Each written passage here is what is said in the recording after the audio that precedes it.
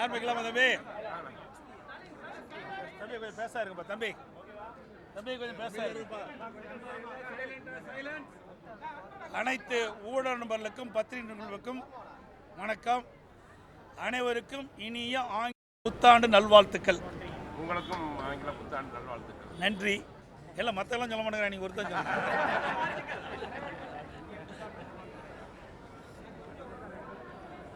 கிட்டத்தட்ட ஒரு 6 நாட்களாக அண்ணா பல்கலைக்கழகத்தில் படிக்கின்ற மாணவி பாலியல் வன்கொடுமைக்கு ஆளாக்கப்பட்ட செய்தி தமிழகம் முழுவதும், ஏன் இந்திய அளவில் பேசப்படுகிற ஒரு செய்தியாக இருக்கின்றது. மிகுந்த அதிர்ச்சிக்குள்ளாகின்ற செய்தி. இன்றைக்கு மாநிலம் முழுவதும் இந்த செய்தி காட்டு தீ போல் பரவி இருக்கின்றன. அது மட்டுமல்ல, உயர்நீதிமன்றமே இந்த வழக்கை விசாரித்து ஒரு தீர்ப்பை வழங்கியிருக்குது. அனைத்து இந்திய அண்ணா திராவிட முன்னேற்ற கழகத்தினுடைய பெண் வழக்கறிஞர் ஆர் வரலட்சுமி என்பவர் உயர்நீதிமன்றத்தில் ஒரு கடிதத்தை வழங்குகின்றார். உயர்நீதிமன்ற நீதிபதியத்தில் தானாக முன்வந்து இந்த வழக்கை நடத்த வேண்டும் என்றது. ஆனால் நீதி அரசர் அவர்கள் இதற்கு தலைமை நீதிபதியிடம் அனுமதி வாங்க வேண்டிய சூழ்நிலை இருக்கிறது என்று தெரிவித்தவுடன் பெண் வழக்கினர் ஆர் சரஸ்வதி அவர்கள் உடனடியாக ரிட் மனு உயர்நீதிமன்றத்தில் தாக்கல் செய்யப்படுகின்றார். அந்த ரிட் மனு வழக்கை எடுத்துக்கொண்டு நீதியரசர் விசாரித்து ஒரு தீர்ப்பை வழங்கியிருக்கின்றார். அந்த தீர்ப்பில் 3 உயர் பெண் போலீஸ் அதிகாரிகள் இந்த வழக்கை விசாரித்து உரிய நடவடிக்கை எடுக்க வேண்டும் என்று தீர்ப்பு கொடுத்திருக்கின்றார். அதற்கு முன்பாக பல்வேறு முரண்பட்ட கருத்துக்கள் பத்திரிகையிலே ஊடகத்தில் செய்திகள் வந்தவண்ணம் இருக்கின்றன. பாலியல் வன்கொடுமைக்கு ஆளாகப்பட்ட பெண் கொடுக்கப்பட்ட புகார் இன்றைக்கு ஊடகத்தின் வாயிலாக, பத்திரிகையின் வாயிலாக வெளிவந்தது எப்படி? இது ஒரு தவறான முன்னுதாரணமாகிவிட்டது. ஆகவே சட்டத்துக்கு புறம்பாக இது உள்ளது. எந்த ஒரு எஃப்ஐஆரும் வெளியிடக்கூடாது என்பது சட்டத்தினுடைய அம்சம். இருந்தாலும் இந்த இந்த பெண் பாலியல் வன்கொடுமைக்கு ஆளாகப்பட்ட பெண் கொடுக்கப்பட்ட அந்த புகார் எஃப்ஐஆர் வெளியிலே கசிந்து விட்டது. வெளியிலே செய்தி பரவலாக வந்துவிட்டன. அதில் வந்த செய்திகள் எல்லாத்துக்குமே நாடு பூரா வந்துடுது, எல்லாருமே பேசிட்டு இருக்கிறாங்க. அந்த செய்தியில் அந்த பெண் சொல்கிறாங்க, அந்த சார் கூட கொஞ்ச நேரம் இரு அப்படின்னு சொல்றதாக செய்திகள். அந்த சார் யார் அந்த சார்? மக்கள் கேட்கின்றார். ஏன்னா குற்றவாளி தப்பிக்கக்கூடாது என்ற அடிப்படையில் தான் அனைத்து இந்திய அண்ணா திராவிட முன்னேற்ற கழகம் இந்த போராட்டத்தை முன்னிருந்து நடத்தி கொண்டிருக்கின்றது. அனைத்து இந்திய அண்ணா திராவிட முன்னேற்ற கழகத்துடைய நோக்கம் உண்மை குற்றவாளி தண்டிக்கப்பட வேண்டும். யார் அந்த சார்? அதற்கு இன்னும் காவல்துறையிடம் பதில் இல்லை. இதே உயர் காவல்துறை அதிகாரி சொல்கிறார், 100 எங்களுக்கு ஃபோன் வந்தது. அந்த புகாரின் அடிப்படையிலே அண்ணா பல்கலைக்கழகத்துக்கு செல்கிறோம். அந்த பாலியல் ஆளாக்கப்பட்ட பெண்ணும் அங்கே இருக்கிற போஸ்ட் குழுவில் இடம்பெற்றிருக்கிற ஒரு பேராசிரியரும் சேர்ந்து இந்த புகாரை அளிக்கின்றார்கள் அப்படி என்று காவல்துறையுடைய ஆணையாளர் சொல்கிறார். அடுத்த நாள் உயர்கல்வித்துறை அமைச்சர் அவர் சொல்றார், அவர் அப்படி போஸ்ட் குழுவில் இருக்கிற உறுப்பினர் அப்படி புகார் கொடுக்கவில்லை என்று மறுக்கிறார். முன்னைக்கு காவல்துறை ஆணையாளர் அப்படி சொல்றார், 2ஆம் நாள் உயர்கல்வித்துறை அமைச்சர் அதை மறுத்து பேசுகிறார். இப்படிப்பட்ட சந்தேகங்கள்லாம் நிலவுகின்ற காரணத்தினால்தான் இதன் மூலமாக உண்மை குற்றவாளி தப்பித்து விடக்கூடாது என்பதற்காகத்தான் அனைத்து இந்திய அண்ணா திராவிட முன்னேற்ற கழகம் அந்த மாணவிக்கு நீதி கிடைக்க வேண்டும் என்ற அடிப்படையில் தான் நாங்கள் போராட்டம் நடத்துகிறோம். அதோட எங்களுடைய ஐடி விங்கை சேர்ந்த நிர்வாகிகள் மக்களுக்கு விழிப்புணர்வு ஏற்படுத்த வேண்டும், உண்மை குற்றவாளி நாட்டுக்கு அடையாளம் காட்ட வேண்டும் என்ற அடிப்படையில் யார் அந்த சார் என்ற பதாகை ஏந்தி மக்களிடத்திலே அந்த விழிப்புணர்வு ஏற்படுத்தினார். அவர்கள் மீது பல்வேறு செக்ஷனில் வழக்கு போட்டிருக்கிறாங்க. இது கண்டிக்கத்தக்கது. இதில் என்ன தவறு இருக்கின்றது? யார் பேரையும் குறிப்பிடவில்லை. ஆனால் காவல்துறை ஆணையால் ஒருவர் தான் இதில் சம்பந்தப்பட்டவர் என்று அவர் குற்றம் சொல்கிறார், தகவல் தெரிவிக்கின்றார். ஆனால் பாதிக்கப்பட்ட பெண்ணுடைய செய்தியிலிருந்து வெளிவருவது மற்றும் ஒருவர் இருந்ததாக அந்த செய்திகள் தெரிவிக்கின்றன. அப்படி இருக்கின்ற பொழுது யார் அந்த சார், அதை கண்டுபிடிக்க வேண்டும் என்பதுதான் எங்களுடைய நிலைப்பாடு. அது மட்டும் இல்லை, நேற்றைய தினம் போய் முதலமைச்சர் திரு ஸ்டாலின் அவர்கள் கன்னியாகுமரிக்கு சென்று இந்த கண்ணாடி இலை பாலத்தை திறந்து வச்சிருக்கிறார். அது அவர் கொண்டு வந்தது இல்லை. அதிமுக ஆட்சி இருக்கின்ற பொழுது, அம்மாவுடைய அரசு இருக்கின்ற பொழுது, நான் முதலமைச்சர் இருந்த காலத்தில் முதலமைச்சர் இருந்த காலத்தில் கொண்டு வரப்பட்ட திட்டம் 2018 அப்பொழுது மத்திய அமைச்சர் கப்பல் போக்குவரத்துறை அமைச்சர் நிதின் கட்காரி அவர்கள் இருந்தார். தரவழி போக்குவரத்துறை அமைச்சர் நிதின் கட்காரி கப்பல் போக்குவரத்துறை அமைச்சராக இருந்த பொழுது டெல்லியில் கூட்டம் நடத்தினாங்க. அப்போ இதை தெரிவித்தேன். அங்கே சுற்றுலா பயணிகள் அதிகமாக வந்து செல்லக்கூடிய பகுதி. ஆகவே ஐயன் திருவள்ளுவர்லையும் அங்கே இருக்கிற விவேகானந்த பாறை இணைக்கின்ற வரையில் ஒரு பாலத்தை அமைத்து கொடுக்க வேண்டும் என்று கோரிக்கை வச்ச அந்த கோரிக்கை அவர் ஏற்றார். அந்த திட்டத்தை சாகர்மாலா திட்டத்தின் அடிப்படையில் அந்த திட்டத்தை எடுத்து மாநில அரசு பாதிப்பணும், மத்திய அரசு பாதிப்பணும் என்று அந்த திட்டம் வகுக்கப்பட்டது. அதுக்கு பிறகு அவர் மாற்றப்பட்டார். அந்த கப்பல் போக்குவரத்துறை அமைச்சரை அவர்கள் மாறு செஞ்சுட்டாங்க. அதுக்கு பிறகு மத்திய கப்பல் துறை போக்குவரத்துறை அமைச்சராக வந்தவர் திரு மன்சுக் மாண்டவியா என்ற கப்பல் போக்குவரத்துறை அமைச்சராக வந்தார். அவர் சென்னைக்கு வந்த பொழுது நேரடியாக தலைமைச் செயலர் என்னை சந்தித்தார். அப்பொழுது நான் கோரிக்கை வச்சேன். ஏற்கனவே அனைத்து இந்திய அண்ணா திராவிட முன்னேற்ற கழகத்தின் சார்பாக அப்பொழுது மத்திய கப்பல் போக்குவரத்துறை அமைச்சர் நிதின் கட்காரியிடம் இந்த கோரிக்கை வச்சேன். இதை நிறைவேற்றி கொடுன்னு சொன்னோன்னே உடனடியாக 3 நாள் அந்த திட்டத்துக்கு அனுமதி கொடுத்தார். அப்பொழுது அதிமுக ஆட்சி இருக்கும் பொழுது சுற்றுச்சூழல் தடையில்லா சான்று நாங்கள் பெறப்பட்டோம். அதுக்கு பிறகு 2020 கொரோனா காலமாக இருந்த காரணத்தால் அந்த பணி அப்படியே தடைபட்டு விட்டது.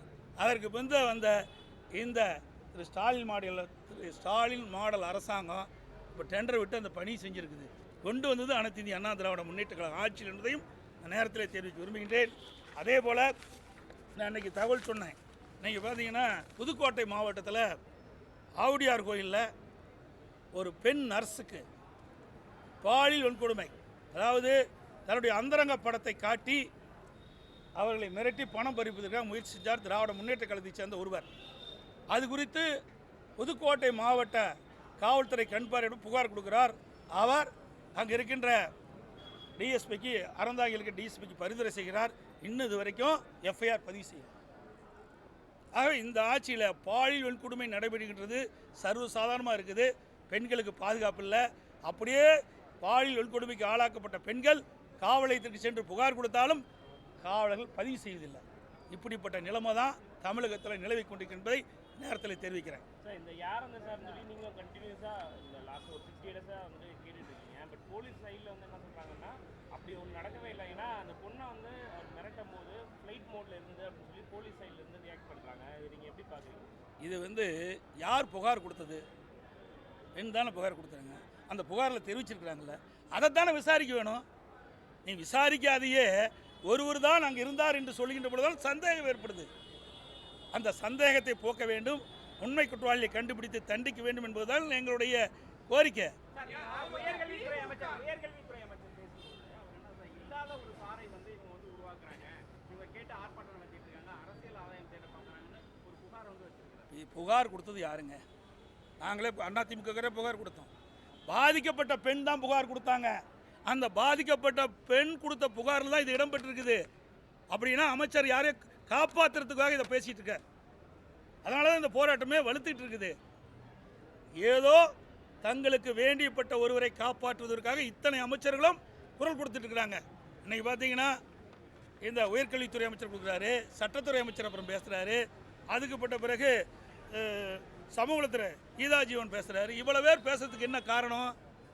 யாரோ ஒருவர் இவர்களுக்கு வேண்டிப்பட்ட ஒருவர் இதில் சம்பந்தப்பட்டுவதாக பரவலான செய்தி இருக்கின்ற காரணத்தினால தான் இன்றைக்கு இவ்வளவு அமைச்சர்களும் இதுக்கு வரிஞ்சு கட்டிக்கிட்டு பேசுகிறாங்க. இன்னொன்று சொல்கிறேன், பொள்ளாச்சி பாலியலுங்கிறாங்க. பொள்ளாச்சி பாலியல் நடைபெற்றவுடன் சிபிஐக்கு நான் ஹேண்ட் ஓவர் பண்ணேன். சிபிஐ விசாரிக்க வேணும்னு உத்தரவு போட்டேன். நீங்கள் என்ன பண்ணுறீங்க? மாநில அரசாங்கம் பாலியல் வன்கொடுமைக்கு ஆளான பெண்ணுக்கு நீதி கிடைப்பதில்லை. அந்த பாலியல் இன்றைக்கி வந்து அண்ணா நகரில் ஒரு சிறுமி பாதிக்கப்பட்டாங்க. உதாரணத்துக்கு சொல்கிறேன், அந்த சிறுமி காவல் நிலையத்துக்கு போய் அண்ணா நகர் அனைத்து மகளிர் காவல் நிலையத்துக்கு புகார் கொடுக்குறாங்க. மெத்தனை போக்கள் இருக்கிறாங்க. அப்புறம் வேறொரு காவல் நிலையத்தில் அதை வந்து மாற்றுறாங்க. இதையெல்லாம் செய்தி வெளி வந்த பிறகு உயர்நீதிமன்றம் தானாக முன் வந்து அந்த வழக்கை எடுத்து சிபிஐக்கு இந்த வழக்கு விசாரிக்கிறாங்க. அப்படி சிபிஐக்கு விசாரிக்கின்ற அந்த வழக்கை ஏன் இந்த அரசாங்கம் உச்சநீதிமன்றத்தில் மேல்முறையீடு செய்கிறீங்க? சிபிஐ விசாரிக்கலாம்ல. அடியில் கனமளம் இருந்தாலும் வழியில் பயம், உங்களுக்கு தான் எந்த வித தடங்களும் இல்லையா? யாரை காப்பாற்றுவதற்காக உச்சநீதிமன்றத்தில் மேல்முறையீடு செஞ்சீங்க? இப்படிப்பட்ட சம்பவம்லாம் இந்த ஆட்சியில் நடைபெற்று கொண்டிருக்கின்றது. பெண்களுக்கு பாதுகாப்பு கிடையாது, சிறுமிகளுக்கு பாதுகாப்பு கிடையாது, மாணவிகளுக்கு பாதுகாப்பு கிடையாது, பெண்களுக்கு பாதுகாப்பு, ஒட்டுமொத்தமாக தமிழ்நாட்டு மக்களுக்கு பாதுகாப்பு இல்லை.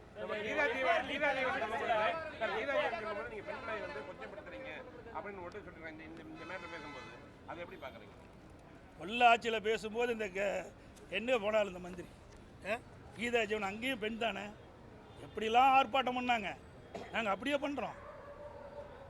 இன்றைக்கு பாதிக்கப்பட்ட பெண் கொடுக்கப்பட்ட புகார் செய்தியில் வெளியில் லீக்கேஜ் ஆகிட்டுது. அதில் இருக்கிற தகவல் அடிப்படையில் தான் நாங்கள் கேட்குறோம் யார் அந்த சார் என்று. ஏன் இவ்வளோ பயம் உங்களுக்கு? யாரை காப்பாற்றுவதற்காக இந்த அரசாங்கம் இவ்வளவு முயற்சி செய்யுது, காவல்துறை இவ்வளவு முயற்சி செய்யுது. நிச்சயமாக அனைத்து இந்திய அண்ணா திராவிட முன்னேற்றம் ஆட்சிக்கு வரும். அப்பொழுது இதற்கெல்லாம் தீர்வு காணப்படும். எல்லாருமே இப்போ போராட்டத்தை வந்து கையில் எடுத்துட்டாங்க. எல்லா கட்சியுமே இதை கண்டித்து வந்து போராட்டம் நடத்திட்டு இருக்காங்க. போராட்டத்தில் ஈடுபடக்கூடிய எல்லாருமே வந்து வலுக்கட்டாயமாக காவல்துறை கைது பண்ணிட்டே இருக்கிறாங்க. இந்த செயல்பாடு எப்படி பார்க்குறீங்க? இல்லைப்பா, இன்னொரு இருக்குப்பா, திருவாரூர் இருக்கு. திருவாரூரில் நேற்றைய தினம் நீங்கள் பார்த்தீங்கன்னா திருவாரூரில் நேற்றைய தினம் ஆர்ப்பாட்டம் அதான் பத்திரிகையில் வந்திருக்குது. திருவாரூரில் ஒரு ஆர்ப்பாட்டம், அங்கேயும் ஒரு பாலியல் வன்கொடுமை நடந்ததாக அங்கே இருக்கிற அந்த கல்லூரி தீர்விக்க கல்லூரி இருக்கின்ற மாணவிகள் ஆர்ப்பாட்டம் நடத்தியிருக்கிறாங்க. அதுக்கு என்ன பதில் சொல்கிறீங்க? இப்போ இன்னும் இந்த பிரச்சனை ஓயில, இந்த பிரச்சனை நடந்துகிட்டு இருக்குது. இப்படி இருக்கின்ற சூழலில் இன்னைக்கு பார்த்து திருவாரூர் மாவட்டத்தில் மன்னார்குடியில் திருவிக்க அரசு கல்லூரி மாணவிகள் பாலியல் துன்புறுத்தல் ஏற்படுத்துவதாக போராட்டம் நடத்துகிறாங்க. இப்போ தான் ஒவ்வொன்றா வெளியில் வருது. இன்றைக்கி மாணவிகள்லாம் துணிச்சோடு வர்றாங்க. ஆனால் வேண்டுமென்றே திட்டமிட்டு இந்த அமைச்சர்கள்லாம் இந்த ஆட்சி மீது பழி சுமத்தப்பட்டு விட்டது. அதை மறைக்கிறதுக்கு ஏதோ அறிக்கை வெளியிட்டு இருக்கிறாங்க, அவ்வளவுதான். அதிமுக நடத்தக்கூடிய போராட்டத்தினால மாணவிகள் வந்து கல்லூரிக்கு வருவதற்கே அச்சமாகறாங்க, மாணவிகளோட கல்வியே பாதிக்கப்படுதுன்னு சொல்லி திமுக குற்றச்சாட்டு. உங்களை ஊடகத்திலையும் பத்திரிகையிலையும் வந்திருக்குது. இன்றைக்கி பள்ளியில் படிக்கின்ற சிறுமிகளுக்கு எல்லா பள்ளி ஆசிரியர்களும் சொல்லலை, எத்தனை ஆசிரியர்கள் பாலியல் வன்கொடுமைக்கு ஆளாக்கியிருக்காங்க பிள்ளைகள், சிறுமிகள். அப்போல்லாம் இந்த மந்திரி எங்கே போனாங்க? ஏன் தடுக்க தவறிடுறாங்க? எங்களை கைது செய்வதற்கு ஆயிரக்கணக்கான போலீஸ் வருது. ஆனால் இப்படிப்பட்ட குற்றச்செயல் ஈடுபடுவதற்கு தடுக்கிறதுக்கு யாரும் வரலையே. இந்த அக்கறை அதில் காட்டியிருந்தா இந்த குற்ற நிகழ்வை தடுத்திருக்கலாம். அதெல்லாம் இதில் கிடையாது. நல்லா உங்களுக்கு எல்லா பத்திரிகையும் தெரியும், ஊடகத்துக்கும் தெரியும், தெரியாத ஒன்றும் கிடையாது. பெரும்பாலும் உங்களுக்கு ஊடகத்திலையும் பத்திரிகைகள் வர செய்தியின் அடிப்படையில் தான் நான் கருத்து சொல்லிட்டு இருக்கிறேன். எங்களுடைய அரசாங்கம் கிடையாது. எங்களுக்கெல்லாம் நீங்கள் தான் இன்புட்டு மாதிரி கொடுத்துக்கிட்டு இருக்கிறீங்க. இந்த செய்தியெல்லாம் உங்கள் ஊடகத்தின் வாயிலாக பத்திரிகைகள் வருகிற செய்தியெல்லாம் பொய்யா? அதெல்லாம் ஒரே நிமிஷம், நான் கேட்குற கேள்வி தவறா ரைட்டா புரிஞ்சு பாருங்கள். உங்கள் ஊடகத்திலையும் பத்திரிகைகள் வருகின்ற செய்தியின் அடிப்படையில் தான் நான் இந்த இடத்துல நின்று பதில் சொல்லிட்டு இருக்கிறேன். அப்படி ஊடகத்தில் வருகின்ற செய்தி, பத்திரிகைகள் செய்தி பொய்யா? இந்த அமைச்சர் ஏற்றுக்கிறாரா? எத்தனை சிறுமிகள் பாலியல் வன்கொடுமைக்கு ஆளாயிருக்காங்க? நிறையா பள்ளியில் ஆசிரியர்களால் எவ்வளோ பேர் பாலியல் வன்கொடுமைக்கு ஆளாயிருக்கிறாங்க? ஆவுடையார் கோயிலில் நான் இதே நம்மளுடைய தொலைக்காட்சிக்கு முன்னாடி ஊடகத்தை பத்திரிகையால் சொல்லியிருக்கிறேன். இன்னும் இது வரைக்கும் எஃப்ஐஆர் பதிவு பண்ணலையே. ஏன் பதிவு செய்ய மறுக்கிறாங்க?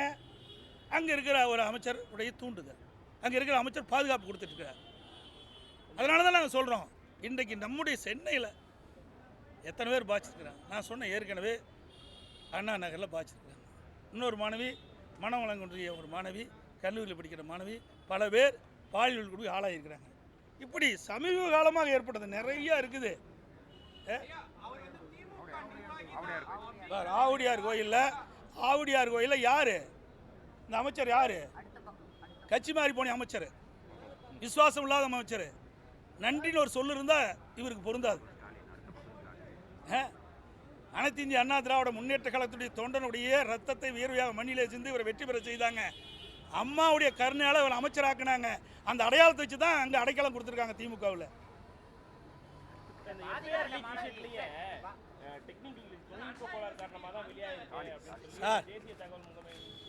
அதாவது நீங்கள் எஃப்ஐஆர் லீக்கேஜ் ஆனது தவறுன்னு சொல்கிறோம், அது ஒரு பக்கம் இருக்கட்டும். அதில் லீக்கேஜ் ஆனதில் வச்சு தான் நாம் அந்த செய்தி சொல்கிறோம். அந்த மாணவி கொடுக்கப்பட்ட புகாரில் இது இடம்பெற்றிருக்குதா இல்லையா? யார் அந்த சார்? இடம்பெற்றிருக்குதா இல்லையா? இன்னொரு இருப்பதாக தெரியுதுல்ல, ஊடகத்தின் பத்திரிகைகள் நீங்கள் தான் வெளியிட்டிருக்கிறீங்க அந்த செய்தியை. அப்படி வந்த செய்தியை ஏன் நீங்கள் மறைக்கிறீங்க? அதே எங்களுடைய கேள்வி சார். அதெல்லாம் விட்டுருங்க சார். திமுக நிர்வாகியே இல்லையா, எல்லாம் எங்கிட்ட ஆதாரம் இருக்குது. எதை சொன்னாலும் ஏற்றுக்க மாட்டாங்க. ஆளுங்கட்சியாக இருக்கிறீங்க, நீங்களும் இப்போ தான் ஒளிபரப்புடுவீங்க, அப்படி கட் பண்ணி விட்டுருவீங்க அடுத்து வந்தா. நாட்டு மக்களுக்கு உண்மை தெரியுங்க, நாட்டு மக்களுக்கு உண்மை தெரியும். அதுவும் இன்றைக்கு அவர் ஏற்கனவே பல குற்றச்செயலில் ஈடுபட்டவர், பல வழக்குகள் பதிவு செய்யப்பட்டிருக்கின்றன. சில வழக்கில் விடுதலை ஆகியிருக்கார், சில வழக்குகள் இன்னும் இருக்குது. அவர் என்ன குற்றவாளி?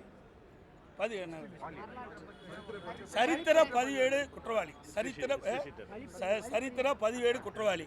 அவரை கண்காணிக்க வேணுமா வேண்டாமா? சரித்திர பதிவேடு குற்றவாளின்னு இருக்கின்ற ஒருவர் சர்வசாதாரண பல ஆண்டுகளாக அந்த அண்ணா பல்கலை வளாகத்தில் சுற்றி திரிந்தான்னு சொன்னால் சட்ட ஒழுங்கு எங்கே காக்கப்படுறாங்க? சிசிடிவி கேமரா இருக்குது, எங்கேங்கிறாங்க. அது பெரிய கல்லூரி, இன்றைக்கு தமிழகத்துக்கு ஒரு அடையாளமான ஒரு கல்லூரி. அந்த கல்லூரி பயின்றவர்கள் பல விஞ்ஞானிகளாக இருக்கிறாங்க.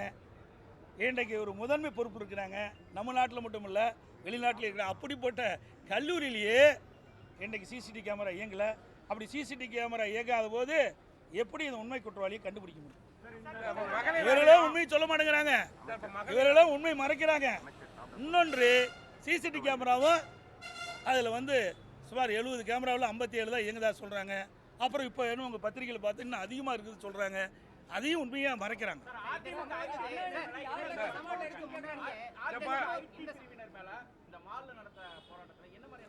இன்னும் வரல, முழுமையாக எங்களுக்கு கிடைக்கல, எஃப்ஐஆர் முழுமையாக கிடைக்கல.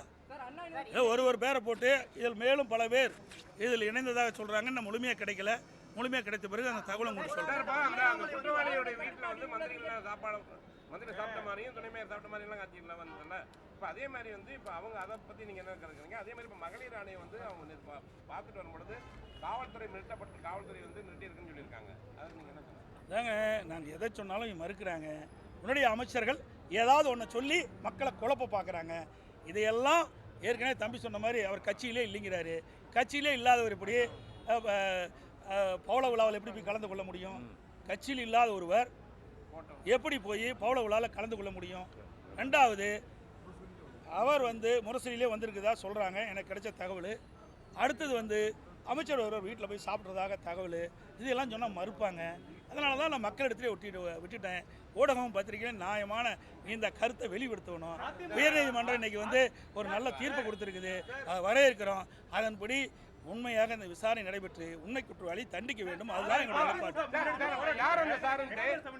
அதிமுக முன்னெடுத்த போராட்டத்தை பாஜக மாநில தலைவர் அண்ணாமலை பாராட்டியிருக்காரு. அதான் பாராட்டிட்டார். அப்புறம் என்ன? விஜயுடைய கட்சியுடைய சேர்ந்த பெண்கள் அதை போஸ்ட் அடிச்சு கொண்டு போயிருக்காங்க. இப்போ இணைஞ்சு எல்லாமே ஒன்று சேர்ந்து இணைஞ்சு இதுக்கு எதிர்ப்பு தெரிவிக்கிற மாதிரி. அதாவது எல்லா கட்சிகளுமே மக்களுடைய பிரச்சனையை தீர்ப்பது தான் கட்சி. மக்களுக்கு பிரச்சனை ஏற்படுகின்ற பொழுது அந்த பிரச்சனைக்கு தீர்வான என்பதுதான் ஒவ்வொரு கட்சியுடைய நிலைப்பாடு. அந்த நிலைப்பாட்டில் அதிமுக இருக்குது. பல கட்சிகளும் அந்த நிலைப்பாட்டில் இருக்கிறாங்க. அது வரவேற்கத்தக்கது. இதான் ஊடகத்திலையும் பத்திரிகையில் திறந்தோர் செய்தி வந்துட்டு இருக்குதே. இன்னும் அதுக்கு துணைவேந்தரே நியமிக்கலையே. அதாங்க பிரேக் இல்லாத வண்டி மாதிரி இந்த ஆட்சி போயிட்டு இருக்கு.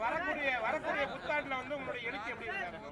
வரக்கூடிய 2025 புத்தாண்டுல உங்களுடைய எழுச்சி பயன் எப்படி இருக்கும்? அதாவது நான் ஏற்கனவே சொல்லான்னு இருந்தேன் உங்களுக்கெல்லாம், அதுக்கு நீங்களே இடையில மறிச்சதுனால